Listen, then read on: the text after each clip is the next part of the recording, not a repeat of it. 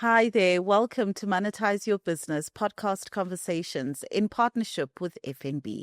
My name is Hetty, the entrepreneur, and we bring you yet another fabulous episode where we get to talk to an entrepreneur who is a mover and a shaker within their field. Today, we're talking to Babalwa Kotana, and she is an entrepreneur within law. But before we get into that, I want to show you our wonderful co-pilot, as always, Papa Biz. How are you? Hi, no, I'm great, and I'm glad that we get to engage with an entrepreneur who comes from the law space, and there's quite a few things that I'm looking forward to addressing and just finding out more from you. Yeah, absolutely. I'm excited as well. So, Babalwa, welcome to this conversation. Thank you, family. I'm glad to be here. Welcome. Welcome. Law is such a big topic and subject, especially a female in law. Yeah. But before we get into that, let's get to know a little bit more about you as Babalwa. Maybe tell us where you grew up, a little bit more about your early foundational days. Yeah. Okay, so I'm from the Eastern Cape. I was born there. I'm born by Pastor Kotana, as they pronounce it. And my mom also, obviously, Fundisi. And I grew up in Port St. John's in the Wild Coast. And I have 4 siblings. We are 4 girls. I'm the second born. I have a son who is 10 years old. And I went to school in the Eastern Cape until I moved to Pretoria, where I now stay full time. Okay. Yeah. All right. Fantastic. And for yourself, I mean, what was it like growing up in the Eastern Cape?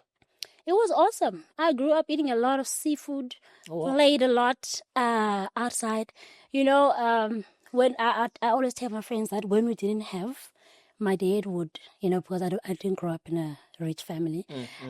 So my dad would go do a lot of fishing for us. Wow. So having seafood was something that I really enjoyed growing up.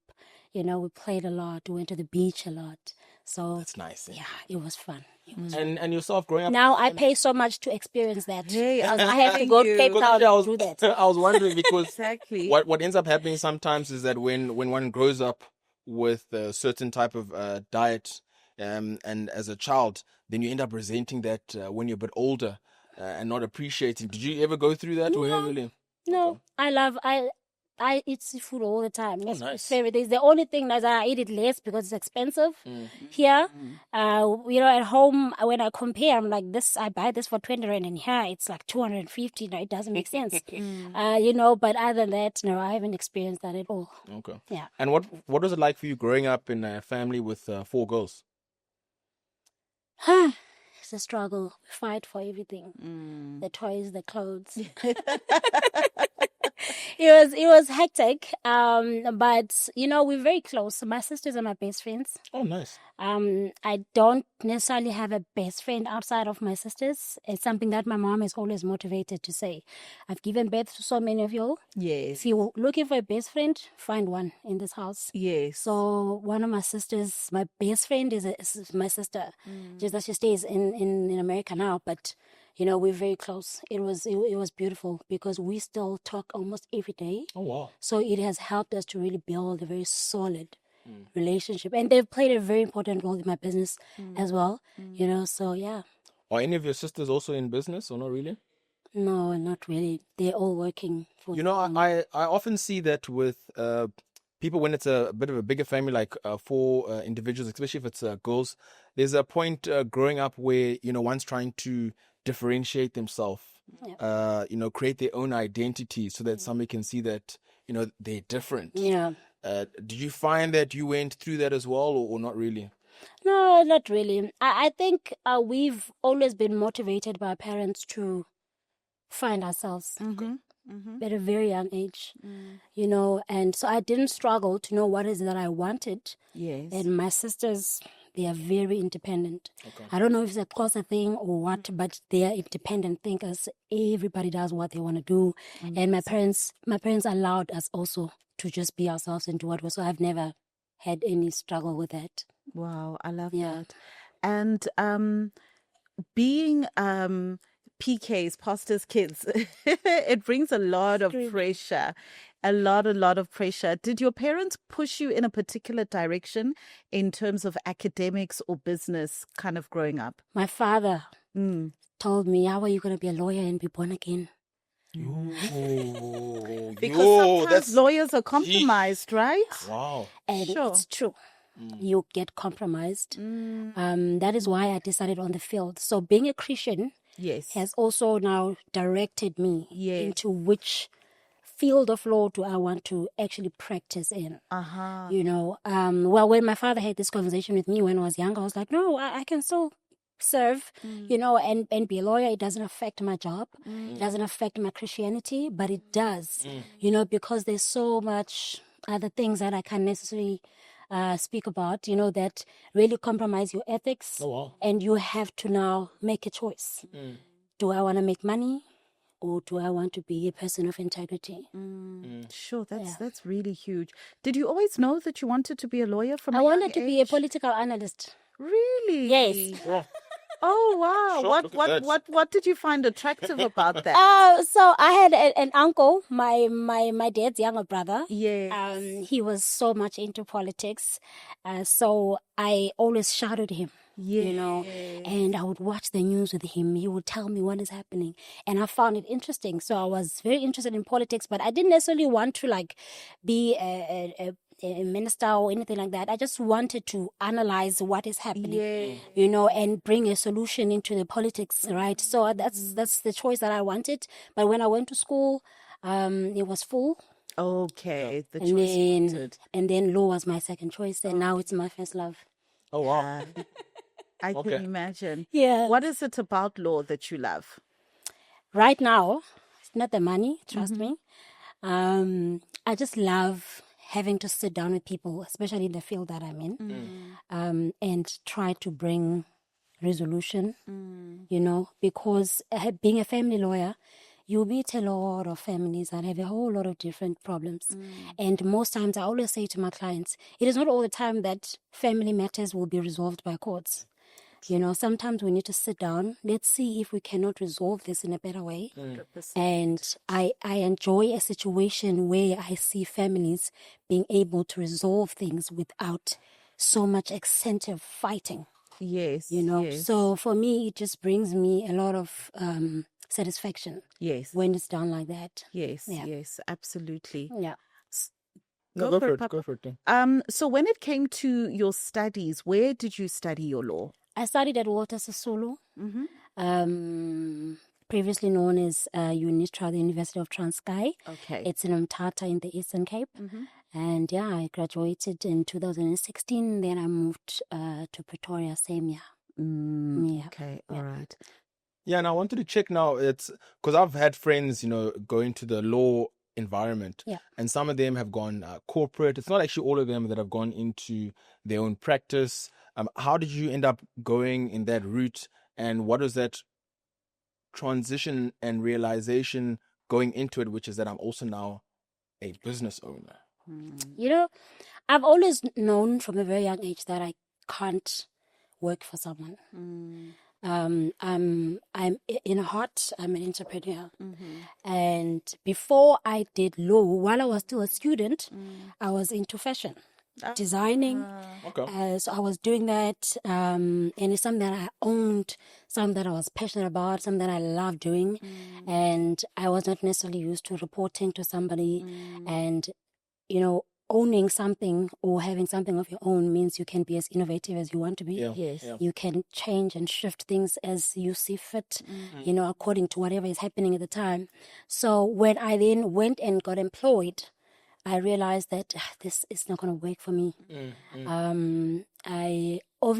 I see the potential that I have, number one, and I see the limitation in the space that I'm in at the moment, and I see that I will not be able to expand if I keep myself this limited. And for me, that was the decision. And I was like, no, I need to do more. And I have a different vision than my boss, and I cannot now take over his business and say, let's do this. You know, so I just... Also, the money was not that good.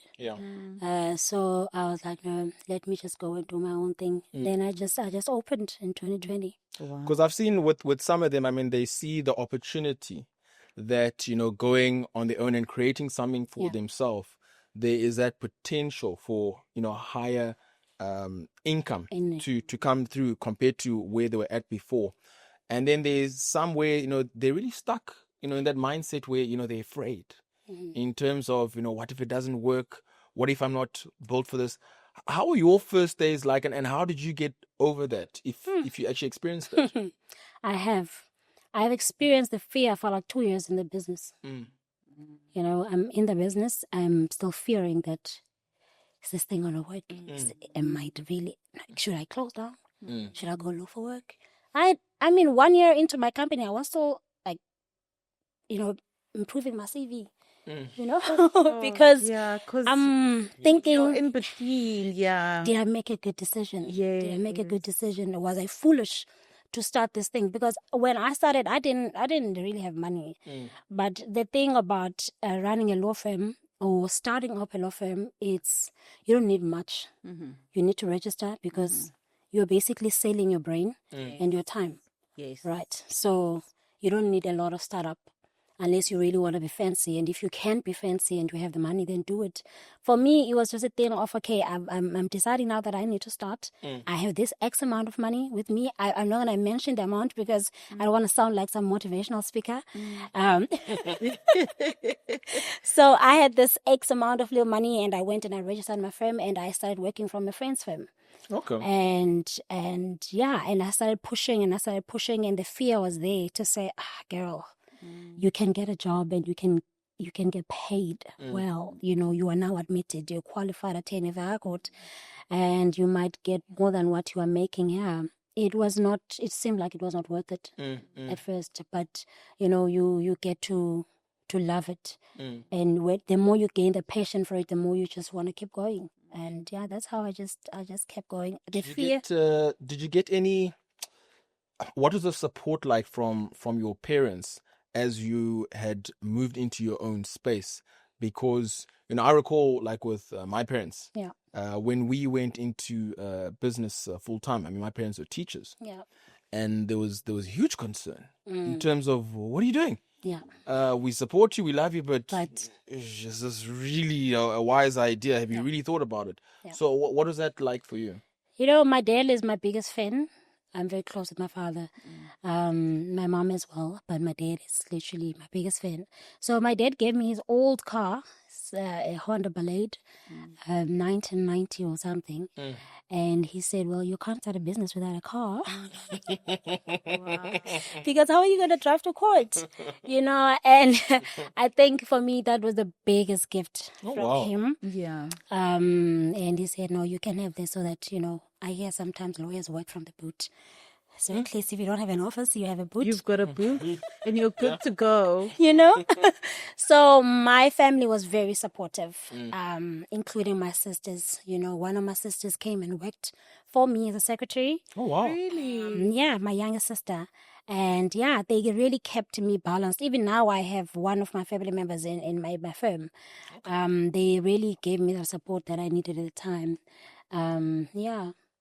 It's quite interesting that you've got family that you're able to work with, because often at times people say, oh, don't mix family and business.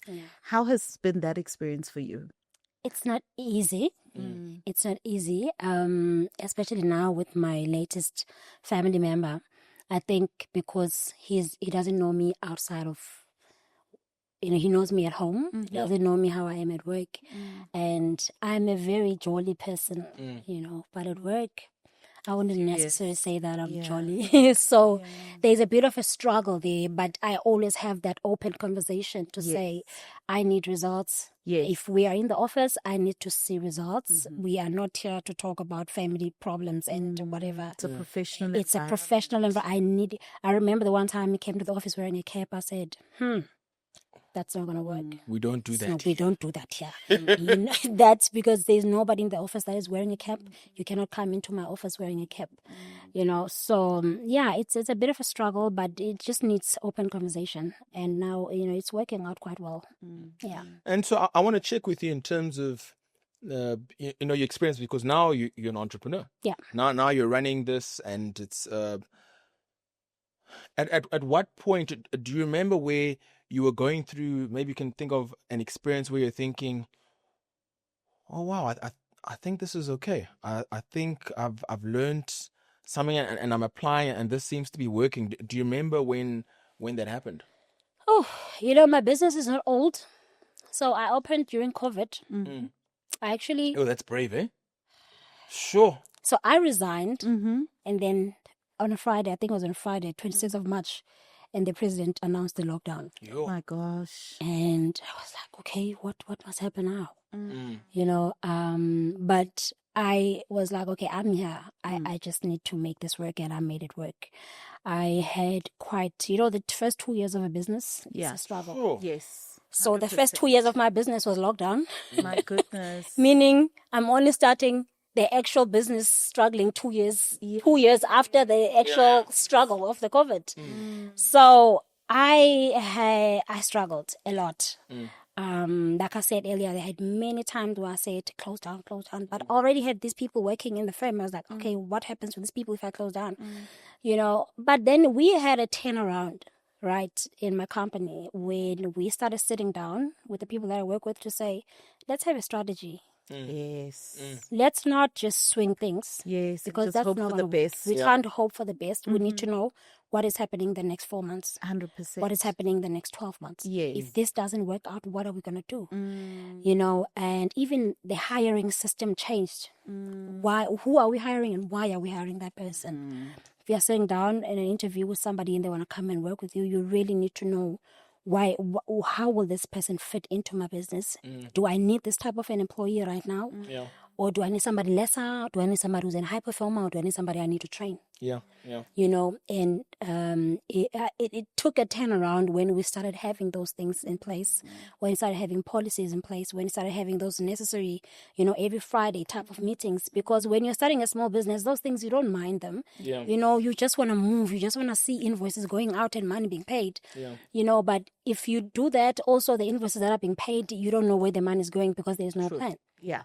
So once we started sitting down and having those conversations and having the plan, then I started seeing a turnaround. I started now having a salary at least to say, okay, now I can pay myself monthly. I can do this. I can give this person money. I can do that, So, yeah, and I'm feeling more and more positive now.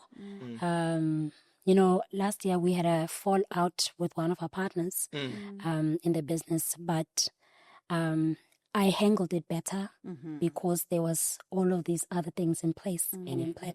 So one person falling off did not mean now the business is going to crumble down. Yes. Get what I'm saying? Yes. Yeah. Running your own company and having staff, and as you mentioned, even partners, etc. What are some of the biggest leadership lessons you've learned in this process? I think for me is to serve. Oh wow. And I think that is not necessarily something that in the corporate space that people pay attention to. True. But I think it's also for me impacted by the fact that I'm a Christian. I make sure that I try and serve the people that work for me. Because I've realized that if I try to boss them around, the relationship doesn't work. Yes. But if I serve them, they reciprocate, and then the results of the revenue that I want, it becomes much more better. I think it works for me to listen to my employees, to make sure that my workspace is very healthy for them. Yes. And receiving less complaints works for me. Yes. Because previously I didn't care about that much, or I didn't have time for it. Yeah. And I had a lot of grumpy people in my office, which made me grumpy, which made me not to show up a lot of times because, the work environment is terrible. But I think when I serve people and I have really hard for them, it's easy for me to ask them, please do this.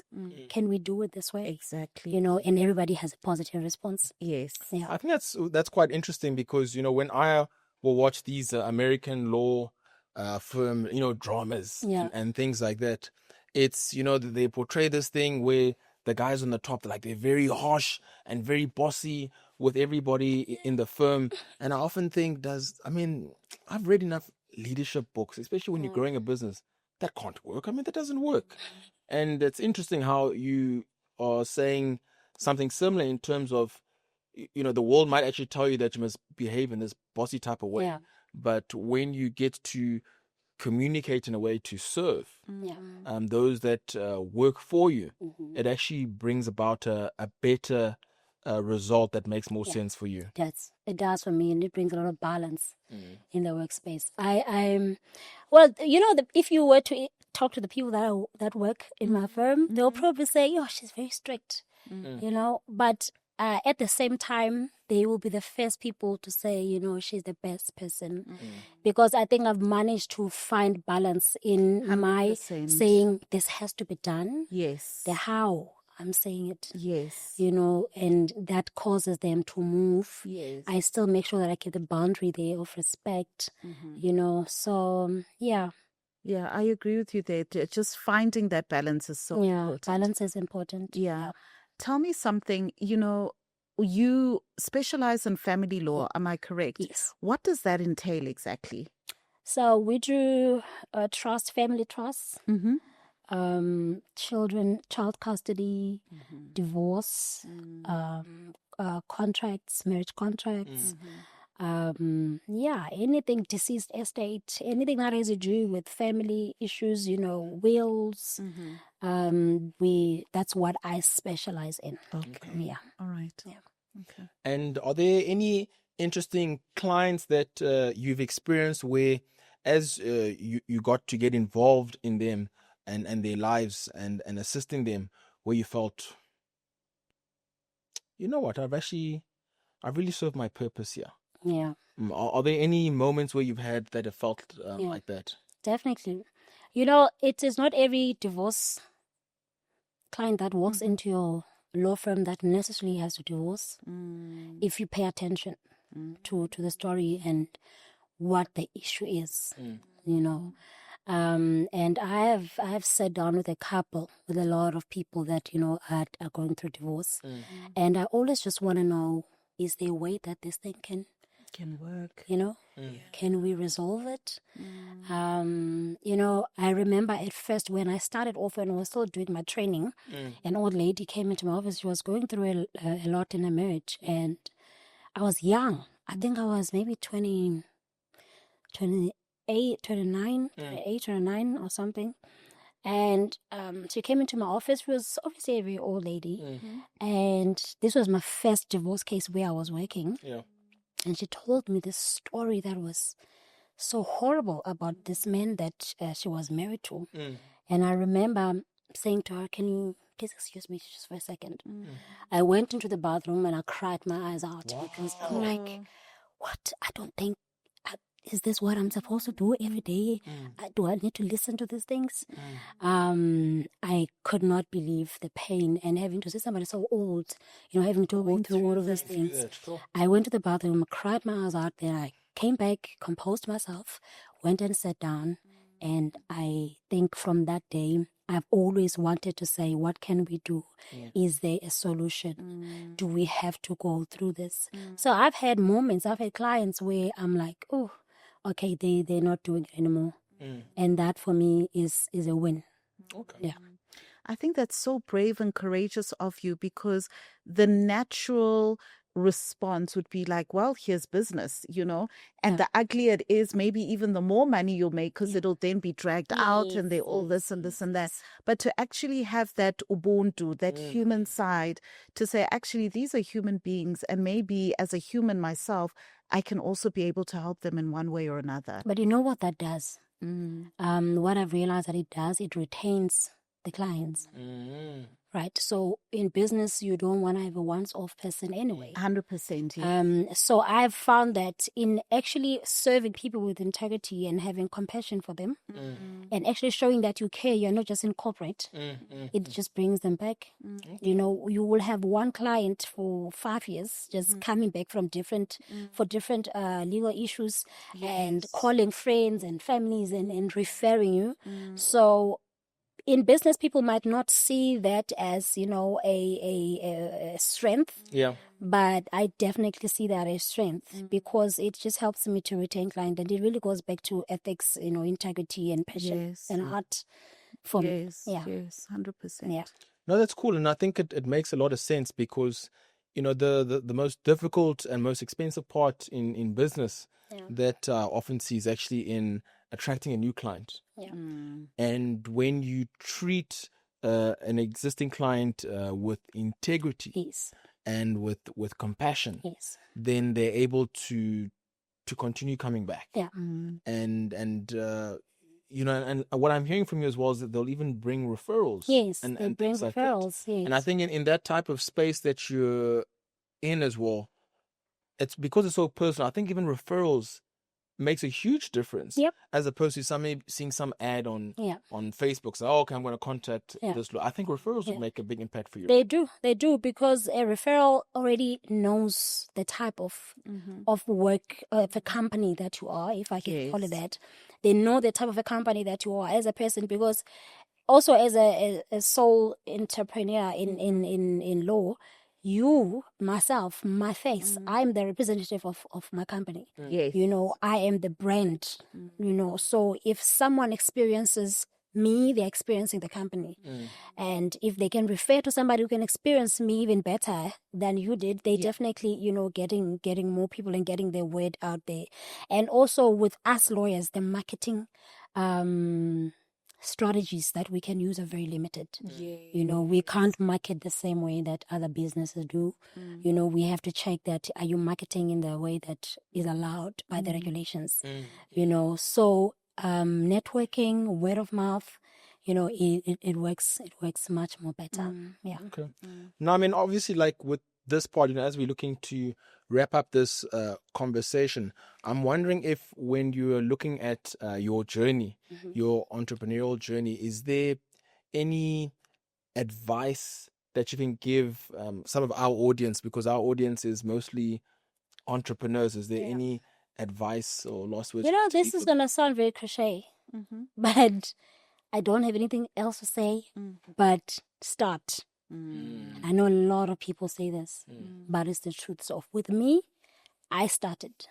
I just take the step. If you have something that you can give out there, that can make you to have a good life, and cause other people to have a good life, start that thing. Whatever it is, just start. You might not have all your ducks in order at the time, but you will learn. Start. I decided with 4.7 in my pocket, and I was like, this is it, I'm starting. And then that was it. So I encourage people to just start. Gosh, that's very inspirational. And it's so true. Yeah. We often get that analysis paralysis. We're overthinking things and then we don't get started. And then you don't do it. Yeah, 100%. That's a really great nugget. Yeah. I've taken away quite good nuggets from this conversation. Papa Biz, what about yourself? What has been your biggest nugget from this conversation? I think when I'm looking at you and hearing your story, it takes me, of course, the power of starting, because what we've also experienced in our lives is that you cannot steer a parked car. Okay, you must be moving. But I think just the impact of family and family support, sometimes they can make or break a person's journey. And what I've heard from you, it's quite encouraging when family is able to just step in and be that influence for good, to be able to grow the individual in terms of the journey that they're looking to go. So that's something that I've taken from you. It's good. So we are KBI Attorneys admin at kbiattorneys.co.za, or me directly. My email address is Babalwa at kbiattorneys.co.za, and our office number is 010-0234-6 25. I hope I got that right. Oh, that's fantastic. Yes. Thank you so much. I've thoroughly enjoyed this conversation. Thank you so much. Me too. I Thank you so much think for having me. my biggest takeaway is just the power of resilience. You know, you made a brave decision to go it on your own, and then COVID hits. Yeah. Obviously, nobody saw it coming. Nobody Yeah. would have planned for that. Maybe you would have decided differently Yeah. had you known and whatever. But now, once you found yourself in that position, you chose to be resilient. You Yeah. chose to hang on tight. Yeah. Business is not always easy, no matter which industry you're in. Yep. And sometimes we go through the most, but just hanging on and just taking one foot in front of the other. Yeah. So I think that was my biggest takeaway. Thank you so much Thank for that. you. Thank so you. Yeah. much fun. Thank you. Monetizers, that brings us to the end of yet another fantastic, really, really great episode chatting to Babalwa. She's so amazing. Please do let us know what nuggets you've taken away from this conversation within the comment section. Make sure that you are following Monetize Your Business on all social media platforms, and make sure you're plugging into our physical events. Until our next episode, bye-bye. Cheers, guys. Cheers.